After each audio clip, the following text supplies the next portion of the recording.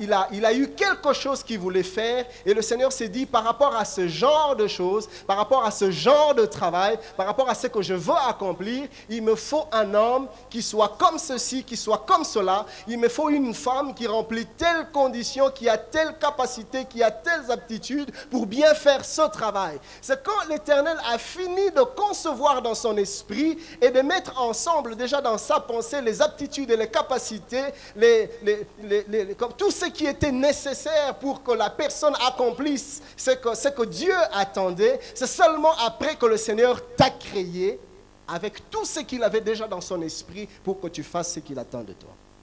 Amen. Donc ce que je suis aujourd'hui n'est que le résultat d'un projet de Dieu. Voilà pourquoi je dois accomplir ce qui était dans la pensée de Dieu pour moi, ou sinon je ne sers à rien. Alléluia.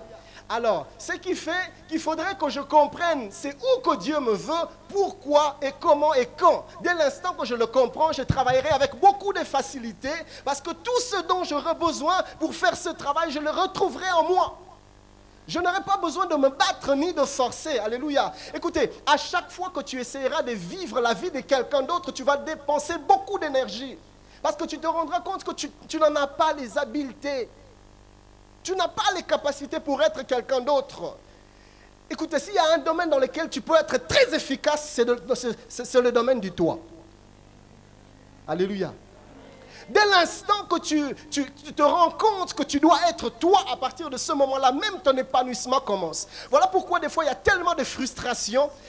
S'il faut que je donne un témoignage, à l'époque où je travaillais encore dans le séculier, avant que je me lance dans le ministère, il est arrivé un moment où j'ai commencé à vivre dans des frustrations. Je travaillais, mais j'étais frustré, je n'étais plus épanoui, je ne me retrouvais plus dans ce que je faisais. Pourquoi? Parce que j'étais devenu semblable à un poisson qu'on veut faire vivre en dehors de l'eau. Et c'était impossible. Jusqu'au jour où j'ai dit, Seigneur, je ne peux pas continuer à me battre en essayant de vivre la vie de quelqu'un d'autre. Ce n'est pas à ça que je suis appelé. Je dois être là où tu me veux. C'est là que se trouve mon épanouissement. Et c'est là que je vais exceller. Voilà pourquoi plusieurs sont moyens. Pourquoi? Parce que vous n'êtes pas là où vous devez être. Et vous n'en avez pas les capacités, vous n'avez pas la force d'être vous-même et d'exploser. Et même dans votre vie, vous allez vivre dans des frustrations. Un manque de joie au-dedans de toi. Tu fais quelque chose, mais je sens que ce que je fais ne me procure pas autant de joie. Écoutez, l'homme doit se réjouir de son travail. Il faudra que tu te retrouves, que tu te sentes à l'aise, que tu te sentes bien. Le soir, quand tu rentres à la maison, après avoir réalisé des choses que tu devais faire, que tu aies un sentiment de satisfaction. J'ai accompli mon devoir. Alléluia. Et cela ne peut arriver que dès l'instant que tu comprends, que tu réalises et que tu saisisses ce à quoi Dieu t'appelle et là où Dieu te veut. Amen. Il y a des gens qui sont appelés à être médecins. Moi, j'ai tenté l'expérience, l'aventure, je voulais dire, j'ai commencé en médecine, mais c'était catastrophique. Je sais que j'allais être un maigre médecin, médiocre médecin. Alléluia. Mais il y a des gens qui sont appelés à être médecins et ils opèrent sans effort. Les gens sont éblouis, les gens sont épatés. Mais comment tu arrives à faire ça? Des fois, moi-même, je ne me comprends pas comment est-ce que j'arrive à faire ça. Tu ne peux pas comprendre. Ce sont des choses que Dieu a placées en toi. Même avec les yeux fermés, tu vas le faire. Alléluia. Pourquoi? Parce que c'est une seconde nature en toi. Il y a des gens qui sont appelés à être des avocats. Lui, quand il ouvre la bouche pour parler, tu dois être convaincu. Il y a des gens comme ça. Ne lui permets pas de te parler pendant trop longtemps. Il va te convaincre. C'est quelque chose qu'il a reçu de Dieu. Alléluia. Écoutez, regardez même dans la nature. Si tu prends un homme, tu prends une femme ne fait pas d'effort d'être femme. Dans sa démarche, dans son parler, dans son rire. Je faisais rire ma femme dernièrement. On était à l'église, je regardais des mamans danser. Je dis, chérie, regarde comment est-ce que les mamans peuvent danser avec... Tu sens l'aisance, c'est la femme, c'est en elle. Moi, je peux forcer d'être là. Elle me dit, ah, frère, efféminé, c'est bizarre. Vous voyez? Parce que ce n'est pas dans la nature de l'homme. La femme a ces choses-là en elle, elle ne force pas. Même quand une femme marche, tu sens que c'est beau. Alléluia. Et elle ne force pas, c'est dans sa nature. Mais dès l'instant que l'homme commence à marcher comme une femme, tout le monde se rend compte qu'il y a quelque chose de pas naturel. Alléluia. C'est la même chose par rapport à ta vie de tous les jours. Dès l'instant que tu essaies de faire ce qui n'est pas toi, même la nature sera contre toi. Amen. Alors pourquoi je dis ces choses? Il y a un travail que tu dois faire. Écoutez, il est bon que le peuple du Seigneur comprenne et que nous puissions arrêter de faire la distinction entre le spirituel et le séculier. Amen. Est-ce que quelqu'un me suit ce matin? Parce qu'aussi longtemps que nous continuerons à distinguer les spirituels et les séculiers, nous croirons que les choses de Dieu, quand je viens dans la maison du Seigneur le dimanche matin, nous croirons que le service du Seigneur, c'est quand je viens à l'église le mercredi ou le jeudi.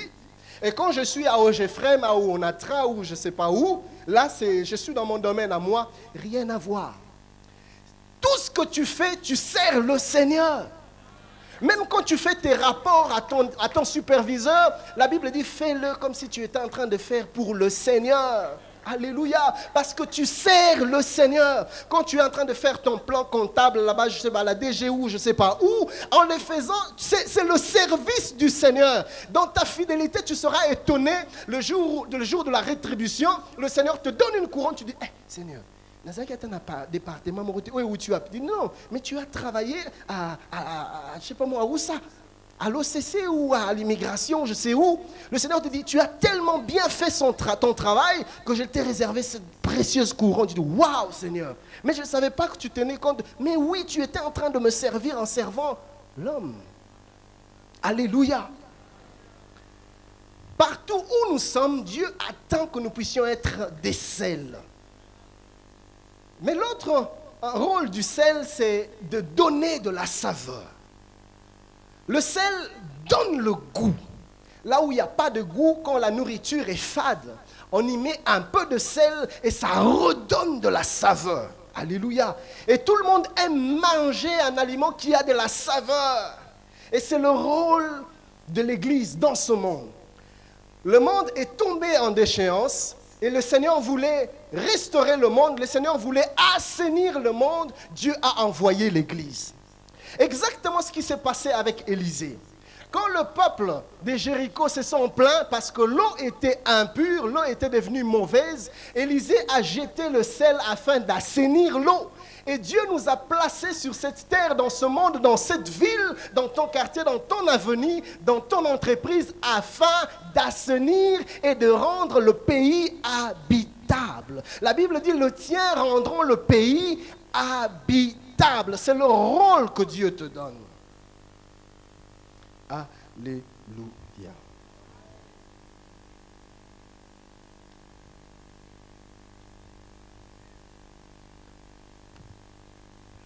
Les disciples se retrouvent avec le Seigneur. Le Seigneur prêche l'évangile. Les gens sont touchés. Mais il y a un problème. Les gens qui sont touchés par la parole de Dieu, ils ont un besoin. C'est bien, maître, tu as fait un excellent service. Sur le plan spirituel, les gens ont été touchés. Mais il y a un problème. Les disciples viennent vers le Seigneur et disent, Seigneur, écoutez, l'endroit où nous sommes, c'est un lieu désert. Rien ne peut produire ici. En plus, on ne peut trouver de logement. On ne peut trouver de la nourriture. Mais d'ici là, la nuit est en train de tomber, le temps est en train de changer, les circonstances sont en train de changer. Seigneur, nous ne pouvons pas continuer à garder ce peuple. Il faut renvoyer le peuple vers les villages afin que le peuple aille chercher des endroits de logement où habiter, afin que le peuple aille chercher de la nourriture. J'aime l'attitude des disciples. C'est que les disciples ont eu l'œil pour voir ce qui s'est passé dans le peuple. Les disciples ont su identifier le besoin de la population. Les disciples ne passaient pas seulement leur temps à se réjouir du travail spirituel que le Seigneur pouvait faire, que ce soit par lui-même ou que ce soit au travers d'eux, mais les disciples avaient le temps de regarder l'autre aspect, l'autre dimension que nous négligeons si souvent. Quand nous regardons autour de nous, nous ne voyons que les spirituels. Les gens doivent être sauvés, les gens doivent être... Dieu doit toucher, les âmes doivent être gagnées. Oui, c'est vrai, mais les gens ont d'autres besoins que les besoins spirituels de l'évangile. Alléluia. Et nous, Église, nous sommes appelés à ouvrir les yeux comme les disciples afin d'identifier le besoin des gens qui sont autour de nous. Amen. Écoutez bien aimés, tous comme nous sommes ici, nous vivons soit dans une avenue, soit dans un quartier, soit dans une commune ou dans une ville. Et ouvre les yeux, regarde autour de toi, tu te rendras compte qu'à côté de toi, il y a quelqu'un qui est dans le besoin. Amen. Deux fois quand on circule la nuit vers le centre-ville, ou même le jour, nous voyons des chégués, nous voyons, quand l'heure est assez passée, nous voyons des filles qui se tiennent à la rue, qui se prostituent. Bien aimés, nous devons identifier le besoin qu'il y a dans ces cœurs et dans ces vies-là. Alléluia. Quand nous allons dans des hôpitaux, il y a des gens qui meurent et qui n'ont pas d'argent pour se faire soigner. Vous savez, il y a des gens qui meurent avant le temps. Pas parce que c'était leur temps, mais parce qu'ils n'ont pas de moyens pour se faire soigner. Et qu'est-ce que nous faisons? Nous regardons ce gens-là, nous prions pour eux, nous prenons nos bagages et nous partons. Mais ce n'est pas suffisant. Les disciples, qu'est-ce qu'ils ont fait? La première chose, elle était bonne, que de se rendre compte que le peuple avait un besoin. Comme quand tu regardes, écoutez, je voudrais nous pousser aujourd'hui l'Église, mais je voudrais aussi nous pousser en tant qu'individu à regarder autour de nous et tu te rendras compte qu'il y a quelqu'un qui est dans un besoin et un besoin auquel tu peux pourvoir. Est-ce que je parle à quelqu'un ce matin? Prends le temps de t'arrêter. Quand tu sors de devant chez toi, regarde à gauche, regarde à droite et identifie un besoin. Nous prions pour le pays, mais je crois que l'heure est arrivée où il faudrait que nous puissions arrêter de prier pour le pays, que nous puissions agir pour le pays. Alléluia. Moi, je crois que l'heure est arrivée où même par rapport à l'assainissement de la ville, l'Église doit se lever. Quand